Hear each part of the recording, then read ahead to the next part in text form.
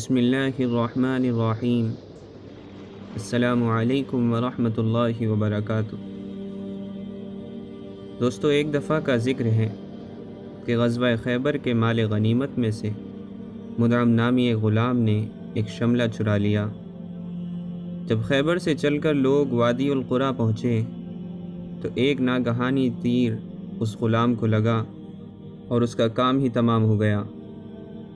مسلمانوں نے کہا کہ اس کو جنت مبارک ہو۔ یہ سن کر حضور اکرم صلی اللہ علیہ وسلم نے فرمایا، قسم ہے اس ذات کی جس کے ہاتھ میں میری جان ہے، جس شملے کو اس نے خیبر میں تقسیم سے پہلے لے لیا تھا وہ اس پر آگ کا شعلہ ہو رہا ہے۔ لوگوں نے یہ سنا تو یہ اثر ہوا کہ ایک شخص نے جوتے کا تسمہ لیا تھا، اس کو بھی لا کر سامنے ڈال دیا۔ یہ دیکھ کر آپ صلی اللہ علیہ وسلم نے فرمایا، یہ آگ کا تسمہ ہے، آگ کا۔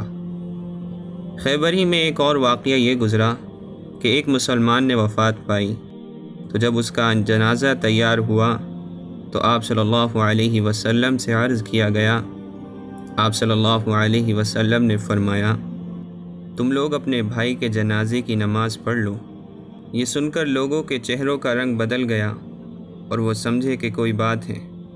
یہ دیکھ کر آپ صلی اللہ علیہ وسلم نے فرمایا، تمہارے بھائی نے مال غنیمت کی ایک چیز چھپا کر لی ہے۔ صحابہ کہتے ہیں کہ ہم نے اس کے اسباب کی تلاشی لی تو جھوٹے موتیوں کا ایک ہار نکلا جو چند پیسوں سے زیادہ کا نہیں تھا۔ دوستو، اس واقعے سے صاف صاف معلوم ہوتا ہے کہ چوری چاہے چھوٹی سی اور معمولی سی چیز کی کیوں نہ ہو، وہ اتنا بڑا گناہ ہے کہ شہادت جیسے عمل پر ایک داغ لگا دیتی ہے۔ اللہ تعالیٰ سے دعا ہے کہ وہ ہم سب کو گناہوں سے بچنے کی توفیق عطا فرمائیں۔